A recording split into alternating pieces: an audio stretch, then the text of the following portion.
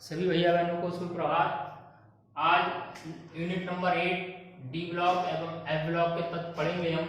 इसका पहला टॉपिक हम पढ़ेंगे डी ब्लॉक के तत्व या संक्रमण तत्व। डी ब्लॉक तत्व किसे कहते हैं? तो यहाँ पर वे तत्व जिनका अंतिम इलेक्ट्रॉन डी कोश में प्रवेश करता है डी ब्लॉक के तत्व कहलाते हैं। जिनका अंतिम इलेक्ट्रॉन डी कोश में प्रवेश करेगा वो क्या कहलाएंगे? डी ब्लॉक के तत्व कहलाते हैं। डी ब्लॉक तत्वों को संक्रमण तत्व भी कहा जाता है। जो डी ब्लॉक एलिमेंट है उन्हें ट्रांजिशन एलिमेंट भी कहा जाता है। इसके निम्न दो कारण हैं कि इन्हें संक्रमण तत्व क्यों कहा जाता है। इसके कितने कारण हैं? इसके निम्न दो कारण हैं। क्योंकि नंबर 1, इन्हें आवर्त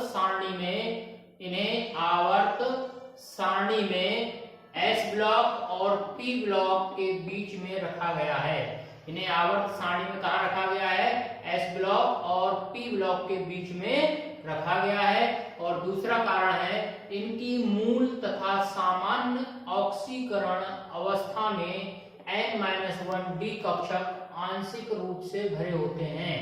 इनकी मूल अवस्था की बात करें या सामान्य ऑक्सीकरण अवस्था की बात करें तो उनमें इनके N-डी कक्षक कैसे होते हैं? आंशिक रूप से भरे होते हैं, इसलिए इनको संक्रमण तत्व कहा जाता है। कोई पूछ लेता है संक्रमण तत्व की परिभाषा तो आप इस दूसरे पॉइंट से भी दे सकते हैं कि वे तत्व डी ब्लॉक के वे तत्व जिनकी मूल तथा सामान्य ऑक्सीकरण अवस्था में N-1 डी कक्षक आंशिक रूप से भरे होते हैं संक्रमण तत्व कहलाते हैं। ठीक हो गया। अब बात आती है कौन से तत्व संक्रमण नहीं कहलाते हैं डी ब्लॉक के। तो वो हैं जिंक, कैडमियम, मरकरी तत्व संक्रमण तत्व नहीं कहलाते हैं। क्यों नहीं कहलाते हैं?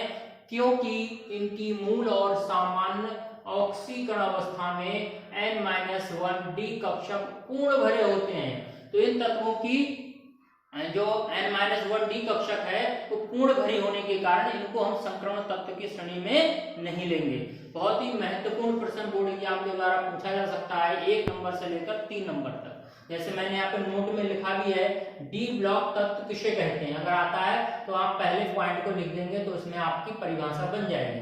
फिर कह रहा है डी ब्लॉक तत्वों को संक्रमण तत्व क्यों कहा जाता है। तो आप यहाँ पे मैंने दूसरे पॉइंट में लिखा क्यों कहा जाता है। इसके निम्न दो कारण हैं। इन्हें आवर्त सारणी में एस और पी ब्लॉक के बीच में रखा गया है और दूसरा इनकी मूल और सामान्य ऑक्सीकरण अवस्था में N-1 डी कक्षक आंशिक रूप से भरे होते हैं। तो ये कारण है इनको संक्रमण तत्व क्यों कहा जाता है। इसी में ऐड किया प्रश्न मैंने डी ब्लॉक के कौन से तत्व संक्रमण तत्व नहीं कहलाते हैं, क्यों? ऐसे कौन से तत्व है डी ब्लॉक में जो संक्रमण तत्व नहीं कहलाते हैं। तो मैंने यहाँ पे लिखा अगले पॉइंट में जिंक, कैडमियम, मरकरी तत्व संक्रमण तत्व नहीं कहलाते हैं। क्यों नहीं कहलाते हैं? क्योंकि इनकी मूल और सामान्य ऑक्सीकरण अवस्था में N-1 डी कक्षक पूर्ण भरे होते हैं। तो बहुत ही महत्वपूर्ण प्रश्न है ये। उसके बाद बोर्ड एग्जाम के द्वारा क्वेश्चन बहुत पूछा जाता है डी ब्लॉक तत्व या संक्रमण धातुओं की विशेषताएं बताओ या गुण बताओ। तो ये गुण जो 8 लिखे हैं मैंने वेरी मोस्ट इंपॉर्टेंट, बहुत ही महत्वपूर्ण है। इनके क्रॉस क्वेश्चन भी बहुत बनते हैं। तो पहला है इसमें इनके संयोजी कोश का सामान्य इलेक्ट्रॉनिक विन्यास। इनके बाह्यतम कोश का जो सामान्य इलेक्ट्रॉनिक विन्यास क्या होता है? N-1 डी 1 से 10 NS 1 से 2 प्रकार का होता है। एक नंबर में इतना ही पॉइंट पूछ लिया जाता है कि डी ब्लॉक तत्वों के इलेक्ट्रॉनिक विन्यास लिखिए। तो क्या लिखेंगे? इनका सामान्य इलेक्ट्रॉनिक विन्यास N-1 डी 1 से 10 NS 1 से 2 प्रकार का होता है।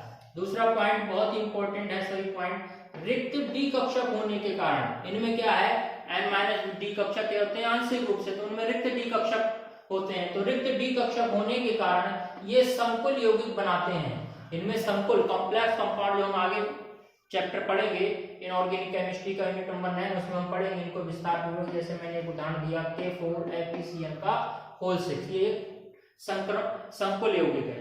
तो कोई पूछ लेता है यहाँ से डी ब्लॉक तत्व संकुल यौगिक बनाते हैं क्यों? तो कारण क्या है? रिक्त डी कक्षक होने के कारण ये संकुल यौगिक बनाते हैं। अगला तीसरा पॉइंट परिवर्ती संयोजकता व ऑक्सीकरण अवस्था व रिक्त डी कक्षकों की उपलब्धता के कारण ये उत्प्रेरक की तरह कार्य करते हैं।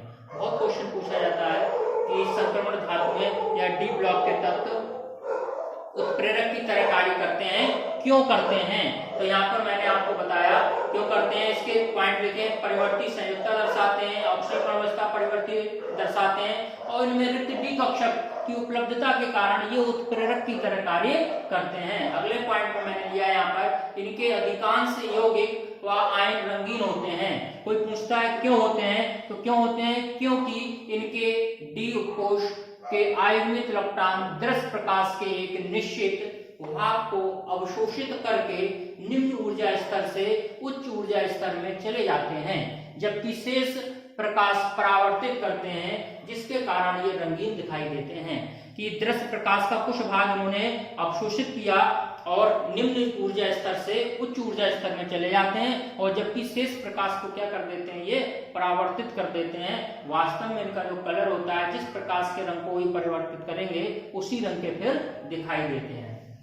पांचवा पॉइंट लिया मैंने, संक्रमण धातुएं व अधिकांश यौगिक, संक्रमण धातुएं व अधिकांश आयन चुंबकीय प्रकृति के होते हैं। कि जो संक्रमण धातु है वे और उनके कुछ अधिकांश आयन कैसे होते हैं, चुंबकीय प्रकृति के होते हैं। तो यहाँ से भी क्वेश्चन बहुत पूछा जाता है, संक्रमण धातुएं चुंबकीय प्रकृति की होती हैं, क्यों? तो उसका कारण क्या है यहाँ पर, क्योंकि इनके डी उपकोष में आयुग्मित इलेक्ट्रॉन उपस्थित होते हैं। कैसे इलेक्ट्रॉन पाए जाते हैं? आयुग्मित इलेक्ट्रॉन उपस्थित होते हैं, इसलिए इनके अधिकांश आयन चुंबकीय प्रकृति के होते हैं। जिनमें अनपेड इलेक्ट्रॉन होंगे वही मैग्नेटिक प्रॉपर्टी शो करते हैं। फिर ये अंतराकाशी यौगिक बनाते हैं। कैसे बनाते हैं? अंतराकाशी यौगिक क्यों बनाते हैं? क्योंकि इनके अंतराकाश में छोटे आकार के परमाणु जैसे हाइड्रोजन, बोरान, कार्बन, नाइट्रोजन आदि उपस्थित होने से ये अंतराकाशी यौगिक बनाते हैं। कभी कभी इतना ही पॉइंट पूछ लेते हैं, अंतराकाशी यौगिक क्या होते हैं? तो डी ब्लॉक तत्वों के अंतराकाश में छोटे आकार के परमाणु उपस्थित होने से होते हैं, तो उन्हें अंतराकाशी यौगिक कहते हैं। यहाँ से डेफिनेशन भी बता सकते हैं। फिर अगला पॉइंट, संक्रमण तत्वों की कर्ण एंथैल्पी का मान बहुत उच्च होता है। क्यों होता है? क्योंकि इनके परमाणु में अधिक संख्या में आयुग्मित इलेक्ट्रॉन उपस्थित होते हैं, जिसके कारण परमाणुओं के मध्य प्रबल आबंध बनता है। आयुग्मित इलेक्ट्रॉन अधिक संख्या में होने के कारण क्या होता है, जो परमाणु होते हैं उनके ऊपर बाउंड जो होगा वो कैसा हो जाता है, स्ट्रांग हो जाता है, इसलिए इनकी कर्ण एंथैल्पी का मान उच्च होता है। आठवां पॉइंट यहाँ पे लिया मैंने, बहुत ही महत्वपूर्ण, जिसके कारण बहुत सी प्रॉपर्टी शो हुई है इनकी। ये परिवर्ती संयुक्ता व ऑक्सीजन अवस्था प्रदर्शित करते हैं। तो ये थे संक्रमण तत्व या डी ब्लॉक तत्व किसे कहते हैं, कौन से तत्व संक्रमण तत्व नहीं कहलाते हैं, क्यों, और उनकी विशेषताएं या महत्वपूर्ण गुण कह सकते हैं। बहुत ही इंपॉर्टेंट टॉपिक है ये, इसको अच्छे से तैयार करेंगे और अपने नोट्स बनाएंगे इसका स्क्रीनशॉट लेकर। सभी भैया बहनों का दिन मंगलमय हो।